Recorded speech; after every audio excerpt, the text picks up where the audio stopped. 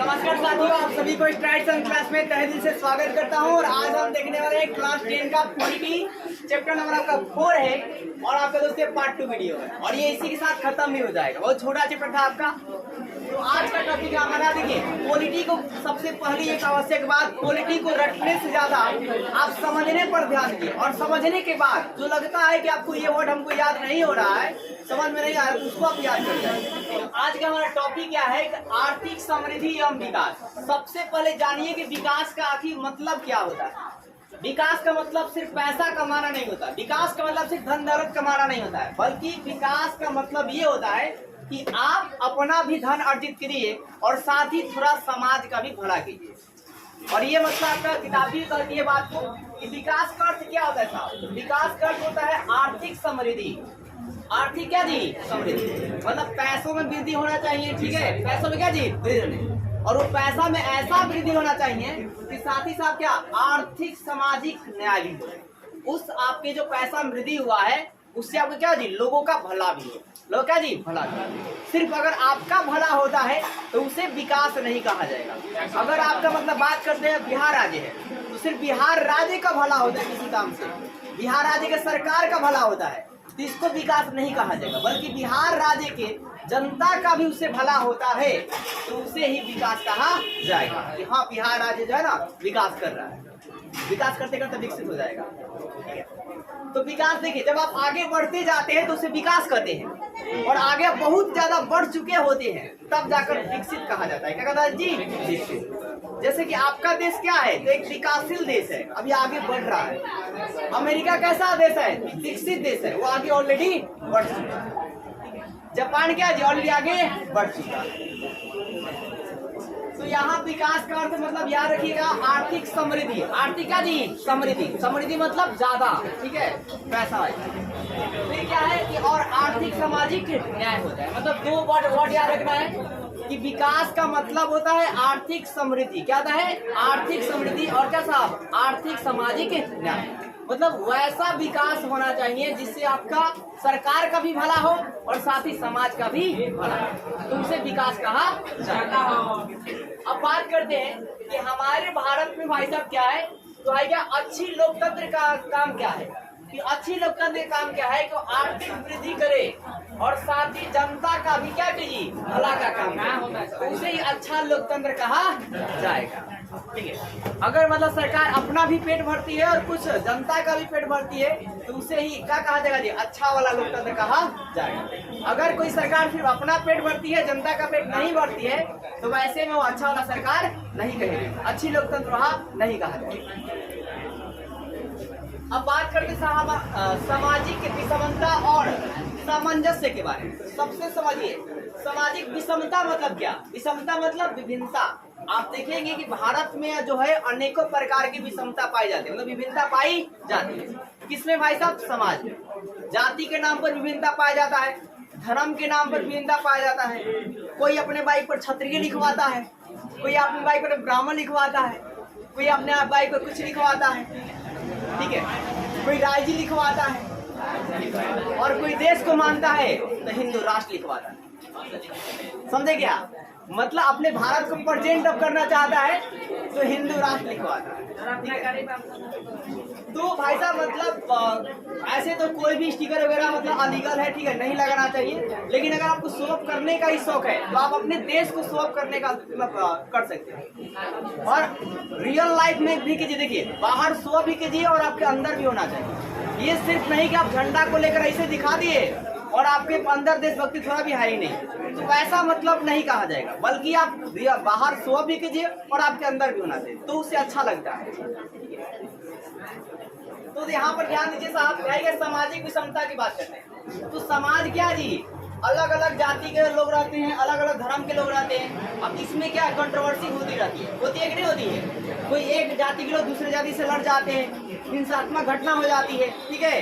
फिर आता है कोई एक धर्म के लोग दूसरे धर्म के लोग से क्या था जी? लड़ जाते हैं। अब जब लड़ जाते हैं तो यहाँ पर रुकने कौन आता है? अच्छा वाला लोकतंत्र। अच्छा लगा जी लोकतंत्र। अगर बैड लोकतंत्र रहेगा तो क्या करेगा? किसी एक ही धर्म का या एक ही जाति का क्या करेगा? सपोर्ट करेगा। लेकिन अच्छा वाला लोकतंत्र क्या करेगा, दोनों का बात को सुनेगा कि मैटर क्या हुआ था, ठीक है। और उस मैटर के बाद भाई साहब कहेगा कि देखो मतलब आप भी मान जाइए और आप भी का जी मान, वो क्या करेगा, संधि करवाएगा, बोला मिलजुल के रहते हैं, समझ गए। तो जो अच्छा वाला लोकतंत्र होता है ना, ये टकराव को भी क्या करता है, कम करता है। मतलब धर्म के नाम पर चाहे जाति के नाम पर टकराव होता है तो उसे क्या करना जी, कम करता है। और संविधान में अनेकों प्रकार के नियम भी लगा दिए हैं कि अगर कोई बहुसंख्यक समाज अल्पसंख्यक समाज पर अपना दबाव बना रहा है तो वहाँ पर अनेकों प्रकार के आर्टिकल के तहत आप पर जो है केस फाइल जो है हो सकती है और उसमें बहुत दिनों के लिए आप अंदर जा सकते हैं, ठीक है। इस चीजों का ख्याल रखिएगा। इसलिए कहा जाता है, इसलिए डॉक्टर भीम बाबा साहब अम्बेडकर बोलते हैं भाई साहब पढ़ो, लेकिन आजकल यहूदी नेता क्या बोलते हैं, लड़ो। तो लड़ने से काम नहीं चलेगा, पढ़ने से काम चलेगा। अब यहाँ पर देखिए सामंजस्य का मतलब क्या होता है, तो होता क्या है साहब, देखिए आपने देखा होगा कि जब रीति रिवाज चलती है तो अलग अलग धर्मों के लोग आपस में संवाद करते हैं, आपस में क्या करते हैं जी, बात करते हैं। आप देखेंगे कि मतलब होली में अगर आपका कोई दोस्त मुस्लिम है तो आपके घर आता है, आपसे संवाद करता है, आप उसे पूरा पकवान खिलाते हैं, होता है ना ऐसा। कभी आपने देखा होगा ऐसा भी कि जो आपका ईद होता है तो वहाँ पर जो आपके मतलब क्या बोलते हैं, जो मुस्लिम समुदाय के लोग होते हैं वहाँ पर जो हिंदू समुदाय कुछ जो है लोग जाते हैं और आपस में बात करते हैं, मिलजुल कर मतलब खुशियाँ जो है मनाते हैं। इसी चीज को सामंजस्य कहा जाता है, मतलब मिलजुल कर रहना। और ये मिलजुल कर रहना हमें कौन सिखाती है, तो हमारी लोकतंत्र सिखाता है। कौन सिखाता जी, लोकतंत्र। अगर हम मिलजुल कर रहेंगे तो जल्दी आगे जाएंगे, अगर मिलजुल कर नहीं रहेंगे भाई साहब और पीछे चलते चले जाएंगे, अपने में ही लड़ जाएंगे, गृहयुद्ध हो जाएगा, समझ रहे हैं। अब आगे देखिए साहब, अब आपका टॉपिक है भारतीय लोकतंत्र में कितना सफल है। क्या हमारा जो भारतीय लोकतंत्र है वो आइए जानते हैं कितना सफल है।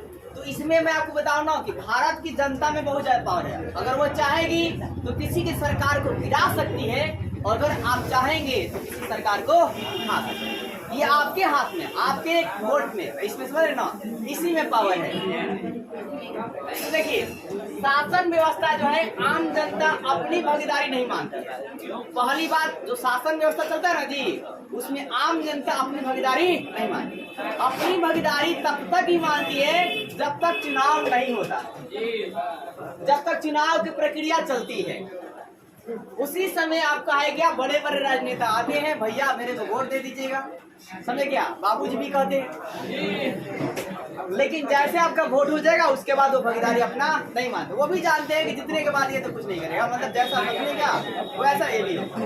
तो सुनिए ध्यान से, शासन की व्यवस्था जो ना आम जनता अपनी भागीदारी नहीं मानती। अब भाई साहब आगे सुनिए, जनता जो है भावनाओं में आकर वोट करती है, ये सबसे मतलब गहन बात है।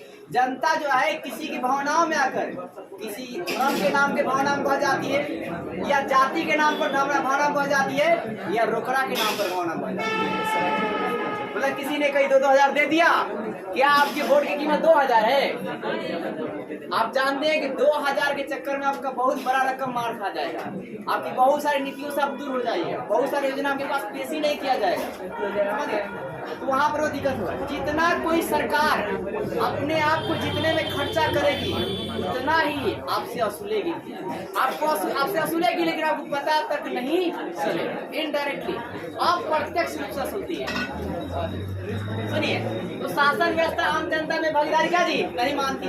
दूसरी बात, जनता जो है भावनाओं में आकर क्या करते जी, वोट देती है। तो हमें भावनाओं में आकर वोट जो है नहीं देना चाहिए। एक पढ़े लिखे इंसान होकर अगर आप भावनाओं में बहकर वोट देते हैं मतलब आप वास्तव में पढ़े लिखे नहीं। 2009 में सुनिए, ध्यान दीजिए, 2009 में ना 15 ही लोकसभा में चुनाव हुआ, और जब चुनाव हुआ तो अभी तक पता चला कि भाई साहब अपराधियों की छवि बन चुकी थी। जो राजनेता बने थे ना वो अनेकों प्रकार के अपराधी थे, अनेकों प्रकार के राउडी थे, ठीक है। तो भारतीय जनता ने भाई साहब उनको सबक सिखाया। जानते क्या, अपने उम्मीदवार को क्या कर दिया, खारिज किया, बोला कि हम इन्हें नहीं मानते, हम इनको पीएम अपना नहीं मानेंगे। पूरी देश की जनता जब भी एकमत हो जाएगी ना, और किसी भी सरकार को अगर गिराना चाहे तो वो गिरा सकते, और किसी भी सरकार को गिराना चाहे तो क्या करते थे। तो देखिए जनता को विश्वास हो गया। अब देखिए जनता को क्या हुआ साहब, विश्वास हो गया कि हम जो अपने मत का जो है चाहे तो किसी को गिरा सकते हैं और किसी से उठा सकते हैं, मतलब पावर पूरा का पूरा हमने। अब देखिए पूरी दुनिया ने सुनिए, अब ऐसा हुआ ना तो पूरी दुनिया में सहारा गया, जहाँ मतलब भारतीय लोकतंत्र बहुत अच्छा है। पूरी दुनिया में भारतीय लोकतंत्र का जी साख बनी, मतलब बहुत बढ़िया कहा गया। फिर आगे सुनिए, भारतीय लोकतंत्र कैसा है तो गतिमान और सफल है। गतिमान और क्या जी, हमेशा ये गति करता है, हमेशा इसमें दूसरे लोग आते रहते हैं, ठीक है। अब देखिए भारतीय लोकतंत्र सफल होने के क्या क्या कारण है, आइए आपको कारण के बारे में बता दें। सबसे बड़े कारण तो देखिए क्या क्या है, तो जनता को शिक्षित होना पड़ेगा, नंबर 1। दूसरी बात आपको जागरूकता होना चाहिए। देखिए अगर आप शिक्षित हो जाइएगा ना तो आपको पूरी तरह से अच्छे से शिक्षित होइएगा तो आपको समझ में आएगा कि हाँ हमको किसको वोट देना चाहिए, किसको वोट नहीं देना चाहिए। देखिए होता क्या है कि हम लोग शिक्षित हो जाते हैं, लेकिन जो हमारे पेरेंट कहते हैं, जो हमारी समाज कहती है, उसकी भावनाओं में बढ़ जाते हैं और जाकर ठग देते हैं। समझ गए कि नहीं? तो यही दिक्कत है। आप अपना देखिए, आपका जो अधिकार है आप खुद चुनिए, ना कि अपने गार्जियन ने कहने पर, ना कि मतलब अपने समाज करने पर, बल्कि खुद। समझ गए? बल्कि मतलब आगे जा दीजिए। फिर जागरूकता होना चाहिए, फिर आपको लोगों से ये बताना चाहिए कि भाई साहब आप लोग अच्छे से पढ़िए और किसी को अच्छे से चुनिए। फिर बात करते हैं, सबको अवसर मिलता है, हो सकता है कि आपको भी अवसर मिल जाए, ख्याल रखिएगा बड़ा बनने का, तो आपको भी अवसर मिल सकता है। फिर क्या कि लोकतंत्र का जी आंतरिक लोकतंत्र है, यहाँ पर लोकतंत्र कैसे भारत में आंतरिक लोकतंत्र होती है।